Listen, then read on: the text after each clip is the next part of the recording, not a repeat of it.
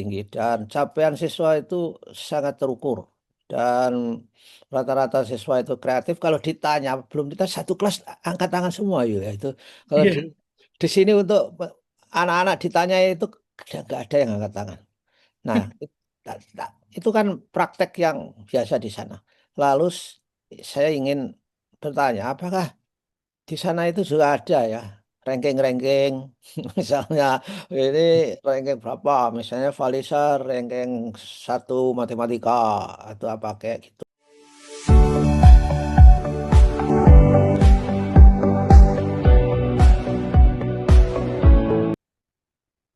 Para pemirsa Suyanto.id ketemu lagi. Mudah-mudahan Anda selalu sehat walafiat. Saya bersama Mas Heri Teguh Wiono menghadiri sampean semua dengan narasumber Ibu eh, Yuli Rahmawati, Profesor Yuli Rahmawati MSc PhD.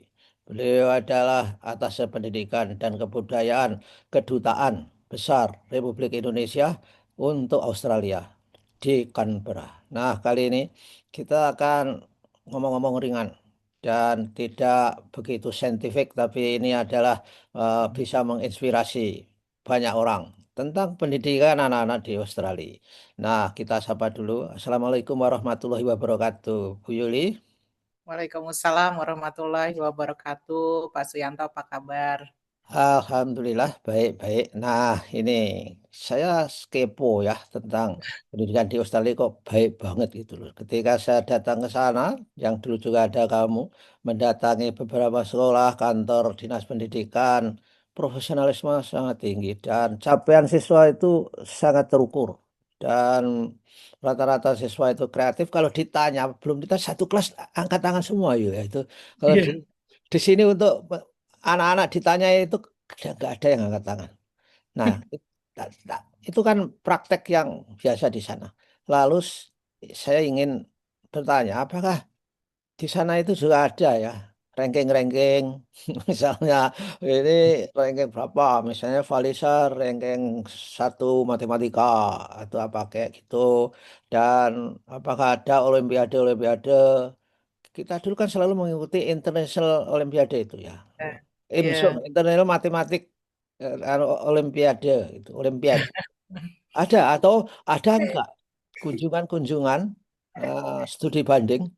Oh, di kampus saya itu hampir setiap hari ada berbis-bis datang kunjungan ke universitas dan sebagainya itu. Di negara kita itu ada loh yang kunjungannya ke Harvard, ke Columbia University, ke PBB sambil ngelencer sebetulnya. Pernah loh. Iya.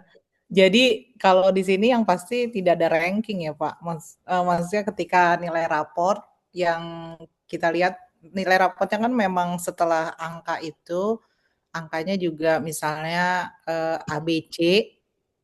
Nah, di belakang ABC itu ada rubriknya, Pak. Misalnya A itu nilai range-nya berapa gitu ya.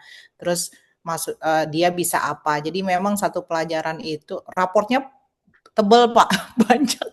Jadi misalnya matematik apa?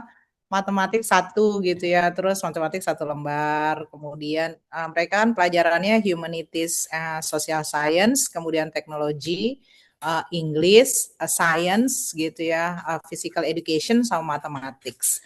Nah, jadi yang apa nanti ABC, kemudian yang di bagian belakang raportnya itu bentuknya itu seperti ini Pak, misalnya yang nilai A ada berapa orang gitu. Oke, oke. Nilai B ada Ya, berapa orang. Jadi kita tahu posisi anak kita tuh sebenarnya ada di rata-rata atau ada di yang sedikit gitu. Dan yang saya lihat ya, guru-guru di sini sebenarnya kalau dilihat, misalnya kita tanya, gimana anak-anak saya gitu. Kemudian dia akan bilang, oh bagus kok, oke gitu. Dia sudah mencapai ini, tapi ini yang perlu ditingkatkan gitu. Tapi nanti nilainya tuh nggak apa. Jadi kita oke, kadang oke, oke. Ya, ya, ya, ya. dia Jadi seperti, di situ gitu. anu ya, sangat kualitatif dan dengan demikian reporting assessment-nya itu lebih norm reference saya kira kalau seperti itu. Ya, Ya, ya. ya. Jadi raportnya kita kita nggak pernah ngerasa misalnya merasa oh kok anak saya ada di sini atau apa. Enggak, karena memang misalnya rata-rata oh di mata pelajaran ini rata-rata nilainya B gitu sebagian besar atau B termasuk sedikit yang rata-rata C. Jadi tidak merasa anak kita apa ya Pak? Mungkin kadang kan kita jadi tidak percaya diri ketika Ya. anak-anak lain itu wah nilainya bagus-bagus ya gitu Pak. Jadi tidak terlihat karena ABC, nggak terlihat nilai Ya, dan range-nya. ABC Nah, dan juga nggak ada tinta merah ya. Di sini dulu kan ada merah gitu. iya. Nah, kemudian lagi mereka tuh ada award ya Pak, award Hmm. pelajaran. Mungkin itu sebenarnya nilai-nilai yang tinggi ya Pak. Hmm. Tapi awardnya itu misalnya gini, pelajaran bahasa Indonesia dipanggil 10 orang gitu Pak. Oke. Terus Oh, pelajaran matematika. Jadi semua anak di setiap bidang itu diapresiasi. ya, Misalnya social emotional learning, ada tuh Pak, social ya. emotional learning. Hmm. Jadi anak-anak yang mungkin secara akademik dia enggak, tapi dia sangat mungkin sosial, kemudian membantu temannya dan sebagainya, dia punya rubrik sendiri. Terus tetap dihargai gitu. Jadi setiap anak ini dari kecil. Kalau di Australia itu ada award anak yang rajin. Jadi setiap anak tuh punya Oke. spesifik Ya. Punya strongnya punya yang keunggulan masing-masing gitu iya, ya. iya. Jadi setiap anak nggak ngerasa self esteem-nya bermasalah karena semua achievement yang mereka punya itu ya diapresiasi. Anak yang membantu, kalau yang masih kecil-kecil kan anak yang membantu temannya, anak yang paling inisiasi. Tapi kalau udah high school tuh di semua pelajaran ada award-nya. Jadi biasanya saya datang di award pelajaran bahasa Indonesia, Pak. Jadi nanti saya bersalaman dengan 10 orang yang ini gitu yang achievement-nya di bahasa Indonesia bagus. Oh, bagus itu. Itu saya lihat kemarin saya melepas wisudawan eh, SD di Sekolah Muhammadiyah di Prambanan MPS sudah melakukan itu sekolah itu. Wah, lumayan kalau gitu. Jadi ada Nah, Word dipanggil yang untuk bidang studi, ada yang non akademik, kemudian yang keterampilan sosialnya itu dikasih sertifikat. Wah, luar biasa kalau gitu. Nah, jadi iya, dengan cara begitu orang tua itu bisa melihat anaknya itu di kelompok mana gitu ya dan hebatnya apa gitu. Tapi awardnya diberi sertifikat atau coklat atau beri diberi coklat. sertifikat, diberi sertifikat sih Pak. Dan mereka ya mereka bangga ya karena kan Hmm. kita semua orang tua diundang. Hmm. Kemudian kalau kami dari kedutaan perwakilan kedutaan misalnya bahasa Indonesia ya kedutaan Indonesia gitu, kemudian Perancis Perancis gitu. Jadi mereka bangga gitu karena tidak hanya dihadiri orang tua, kemudian ada semua guru hadir, kepala sekolah, terus kita ya yang perwakilan negara juga hadir. Jadi Hmm. senang gitu. Oh, ya, ya, ya. Bahkan Yul, ada peristiwa yang lucu ya anaknya teman saya itu waktu di Australia 3 bulan pertama mungkin seperti Valisa ya yang dialami. Itu di sekolah itu diam tidak seperti Valisa nggak diam kalau Valisa ya selalu aktif. Tapi anaknya dia itu diam nggak ngomong nggak tanya gitu. Loh, diberi award Jul. Awardnya itu adalah thank you for not disturbing others gitu. Iya. Itu disampaikan kepada orang tuanya. Akhirnya kan orang tuanya itu anu ya, pengen juga anaknya mengganggu yang lain kan. Jadi saya tuh ada saya kan jadi ada parent teachers meeting ya Pak. Dan ini benar-benar strict waktunya Pak. Jadi Hmm. misalnya kita janji bertemu guru kayak seperti pembagian rapot kan kita satu-satu ke wali kelas, ini enggak ke guru bidang studi, setiap kelas ada gurunya, Oke. kemudian kita harus booking online, jadi misalnya 10 setiap pelajaran cuma 5 menit Pak, Hmm. 10 lewat 5 sampai 10 lewat 10, terus saya misalnya bikin janji lagi matematika 10:15, harus ada gap ya supaya kita kan jalan satu ruangan ke ruangan lain, Iya, iya, terus iya. nanti kalau kita ada di depan kelas itu sebelum waktunya, Pak, nggak boleh masuk, Pak, jadinya harus Wah, itulah yuk guru di sana gajinya tinggi karena harus mengurus hal yang sampai bengek seperti itu dan itu iya, Pak, bener. tersistem. Jadi Nah, itu pantas yang lah. mereka keep komplain dan kemarin banyak demo ya, karena banyak sekali hal yang mereka urus ya, termasuk tadi raport kualitatif, misalnya deskriptifnya banyak dan kadang kalau ketemu guru, "Bu Yuli, saya baru selesai menyelesaikan laporan bahasa Indonesia 480 anak." Gitu. Wow, wow, wah itu prestasi banget. Itu Iya, ya, kalau di negara belum berkembang yuk, itu itu di copy paste saja itu hanya anu jadi dia kualitatifnya. excited karena saya mengerjakan gitu.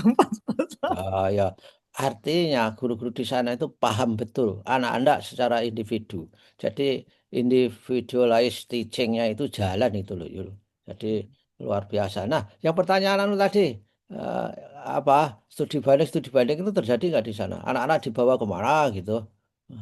Ya, jadi mereka tuh ada apa ya mungkin kita excursion yang pergi keluar ya. Contoh nih Pak, misalnya yang untuk kelas untuk yang bahasa Indonesia karena saya menangani bahasa Indonesia, eh, saya kan ada pemutaran film Indonesia untuk promosi bahasa Indonesia Pak. Nah, Hmm. terus biasanya kalau kita mengundang sekolah, kita harus mempersiapkan seperti 6 minggu gitu. Nggak boleh Pak mendadak undang minggu depan nonton film. Jadi ini Juni, itu dari Januari Februari saya udah sounding. Nanti kita nonton film ya, tak bulan Juni. Oh ya siap, terus kirim surat. Misalnya Februari itu udah kirim surat sama mereka, karena mereka kan harus minta konsen form orang tua Pak, satu Hmm. persatu kan. Jadinya Ya, iya, ya terus oke. mereka pergi. Tapi kalau misalnya pergi kunjungan ke apa ke luar negeri biasanya contohnya ya belajar bahasa gitu supaya ketika belajar bahasa Indonesia dia bisa pergi ke Indonesia supaya langsung memahami. Kemudian kalau misalnya atletik semua jenjang atletik bersama gitu. Jadi lebih apa ya, Pak? Mereka lebih fokus kepada apa yang mereka pelajari di kelas. Hmm. Kemudian mereka hands on di apa di dunia nyatanya gitu Ya, langsung. ya. Oh, wah, karena Mm-mm. sekolah di Australia punya agama deep learning masalahnya ya. Iya, iya. Jadi dia lebih fokus ke hal-hal seperti itu, bukan studi banding ke mana. Biasanya kalau ke Indonesia, kalau misalnya kita menganggap Indonesia tempat studi banding, ya dia sister school, jadi saling antar sekolah, saling kolaborasi. Hmm, ya, ya, ya. Jadi fungsinya, benefitnya itu betul-betul di apa diperhitungkan. The benefit Iya, for the students bukan benefit untuk yang awal, misalkan aja. Yang awal iya. sambil pariwisata kan nggak ada niatan seperti itu. Jadi anak-anak pulang itu pun saya kira semua excited membuat laporan tertulis gitu yuk kali orang-orang. Iya. Nah, yang kunjungan sekolah yang pernah saya lakukan, Pak, Mhm. misalnya mereka setelah pergi dari mana, mereka kan ada namanya apa ya? Kok saya lupa ya. Jadi dia assembly. Jadi assembly Oh, itu kan ya, iya, yang mereka kumpul semua itu, Pak. ya, ya, Nanti pleno, mereka iya, pleno. pleno seperti itu. Terus mereka tuh udah buat video, Pak. Kemudian satu-satu mereka sort aja misalnya perwakilan 5 menit menceritakan saya sangat suka pergi ke Indonesia dengan bahasa misalnya kayak gitu. Jadi tapi videonya ditampilkan. Nah, terus yang pergi ke tempat lain juga. Jadi mereka sharing apa yang sudah diperoleh, tapi yang sharing bukan gurunya, yang sharing Iya, adalah iya. siswanya dari perspektif mereka gitu. Oh, itu dalam bahasa deep learning, pembelajaran mendalam, itu kan membangun kemitraan dan untuk Ya, refleksi ya anak-anak itu. Wah, luar biasa itu. Nanti kita ngomong-ngomong lah pembelajaran mendalam yang luar biasa di Australia diterapkan. Oke lah, apa yang message terakhir Bu Yuli sebelum kita berpisah kali ini? Ada, silakan Bu Yuli. ya yang paling saya rasakan mungkin di pendidikan di Australia memang menstimulasi apa ya, apa yang dimiliki anak begitu Pak ya. Jadi siswa akhirnya memahami siapa diri dia, apa yang dia mau ya. Dan Mhm. itu menurut saya Ya. eh, sangat baik ya Pak. Jadi anak dalam usia dini sudah mengetahui dia itu memang bisanya apa. Kayak misalnya Valisa sejak preschool selalu misalnya dia sudah tahu, Valisa apa yang kamu sukai dari sekolah drawing gitu. Jadi dia Oh. pertanyaan ada kuesioner juga ke kita Pak. Jadi Oh. perkembangan anak kira-kira setelah masuk ke preschool apa yang anak kamu sepertinya lebih suka? Oh misalnya drawing dan coloring. Terus Oh. nanti untuk guru tuh Hmm. menjadi fokus Ya, ya, apa ya. ya?